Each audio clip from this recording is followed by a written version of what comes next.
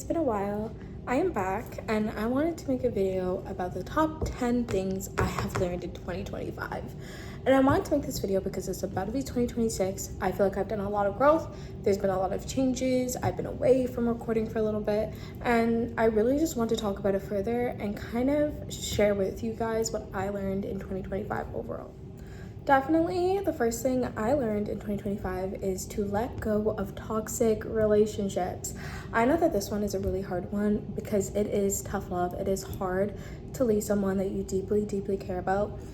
In 2025, I got out of a 4-year relationship. So definitely it's been very challenging for most of the year because we split in about, I think, May of 2025, which was kind of hard for me because this was my person. This was a person I thought I was going to spend the rest of my life with, la-da-da-da. It didn't turn out like that, but I definitely feel like letting that go was something in the end that had to be done just because I felt like the relationship no longer aligned with me. I feel like it was toxic. I feel like I was carrying a lot of the weight. There's just a lot to it. But at the end of the day, I don't regret meeting this person. I still deeply love this person. And honestly, if things would ever change in the future, who knows, right? But as of right now, I feel like that is something that we both need to do. And I felt like it has opened up new doors for me in the sense of I feel like I'm kind of finding myself again, kind of seeing what aligns with me, what doesn't, whether that's friendships, work opportunities, you name it. Number 2 is definitely embracing selfishness. I struggled with this my whole life. I'm definitely a people pleaser. I am someone who will go above and beyond for people, even if necessarily I'm tired, not in the mood, don't really feel like doing it. I feel like I would still put others' needs and wants above mine.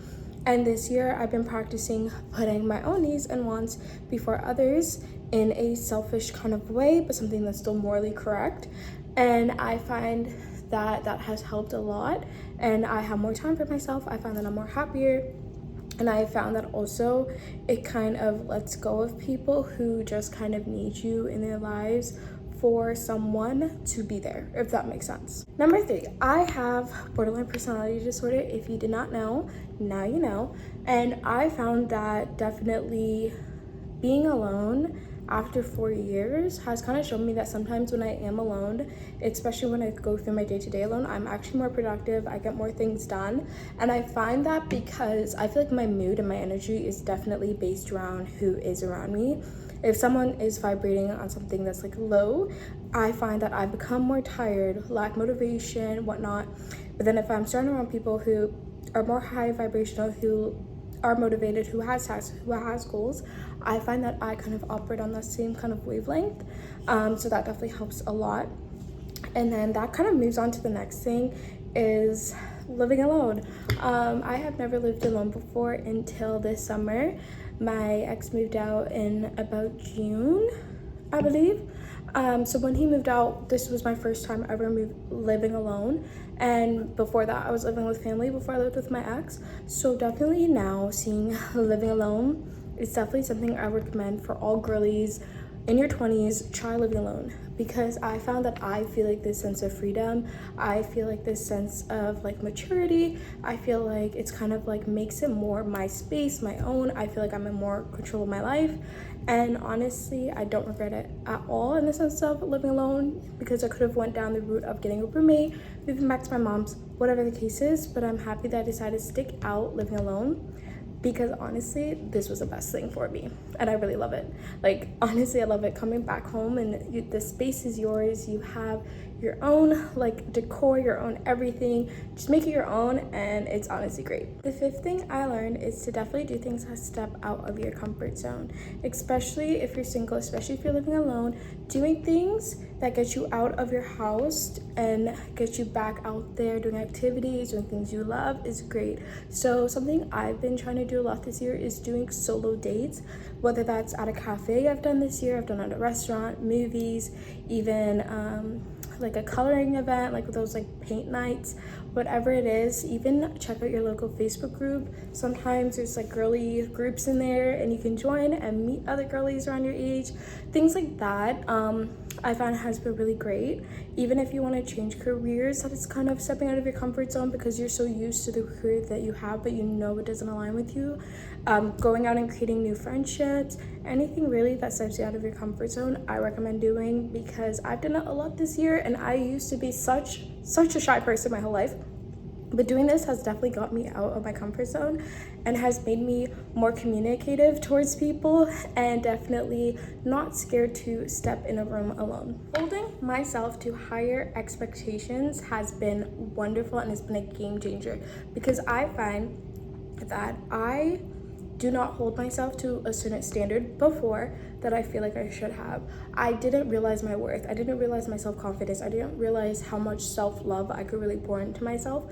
And honestly, discovering that has helped a lot, mentally, physically, everything. And I find that it also helps like setting boundaries too, and I would not regret it at all. And honestly, this year has been a big year for growth, change within myself, and I'm very proud of myself, honestly, for how far I've come, because I feel like this year I've done a lot more growth than I have in years combined. I would definitely say surround yourself with uplifting, positive friends. So if you find that your friend is talking bad about their other friends, more likely than so, they're talking bad about you too. And honestly, finding friends who have like similar hobbies as I do, or hobbies I would like to get into, has been amazing, as well as finding just a close-knit group of friends that you could always go to, that you can have a great time with, that you can express your emotions to, that you can hit up and be like, hey, want to have like a little like indoor movie paint night or something, and they're like up for it. Friends that really inspire you to be a better person, that don't hold you down, that don't get you in trouble, that don't steer you in wrong directions, is honestly something that I've done this year that has changed my life dramatically. Now I have a close knit of girlies that I love to death, and that we always have an amazing time with each other. Traveling with a friend. Listen, I've never traveled with any friends, anyone other than my family, my whole life, until literally this month of December 2025. I went to Cuba with one of my girlies, and that was something new for me this year. It's something that I've learned, that traveling is not that difficult. I used to think that getting to the airport, getting checked in, getting to your hotel, trying to get back home, like I used to think, like for every year of my whole life, I used to think that that was going to be the most difficult task ever, and it's way easier than I expected it to be. But I needed to get out of my head and get out of my comfort zone to do that. And I had a great time with my friend in Cuba. I'm back home now, clearly. And honestly, I wouldn't regret it. And I would definitely recommend getting out there and traveling with your friends, or traveling solo if it's safe to do so, depending on where you go. I highly recommend doing that, because I did it for the first time this year. And honestly, when I came back, I felt different. Like I felt like, dang, like I really stepped out of my comfort zone, went 3,000 like kilometers away, and I made it back home safely. I was able to get there, I was able to get back home, I did it, and I'm very proud of myself for it, and I had a great time. And definitely for the 2026 upcoming year, I want to start traveling more. Number 9 of what I've learned of 2025 is definitely have calendars, have notes, set your day up well, because that has allowed me to increase my income streams for 2025, and I'm so happy about that. But definitely I would not have been able to do that if I didn't work on managing my time a lot more efficiently than I have before. Having calendars, having to-do lists, writing things down, checking it off as you go, those things have definitely helped. And honestly, there's so many side hustles out there, so many side jobs, so many businesses you can start to increase your income revenue, because I always believe never stick to one income, because when that one income falls, you have 0 income, and a girl has bills to pay.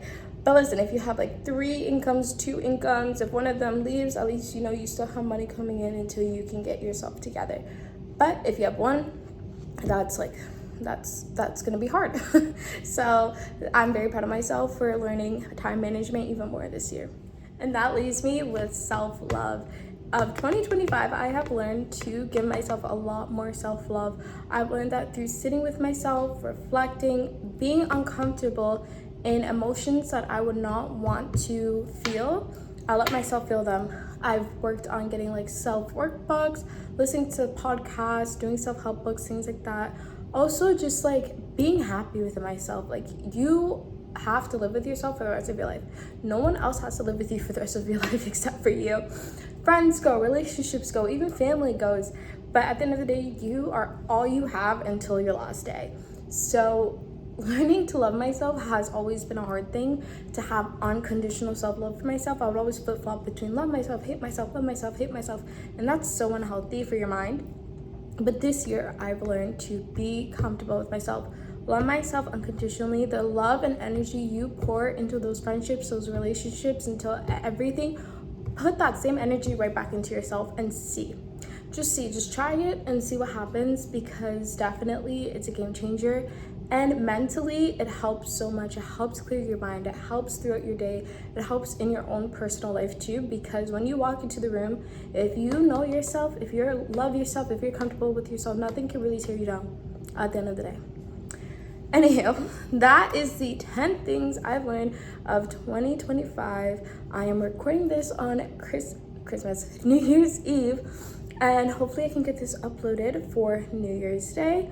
If not, it'll be the 2nd of January.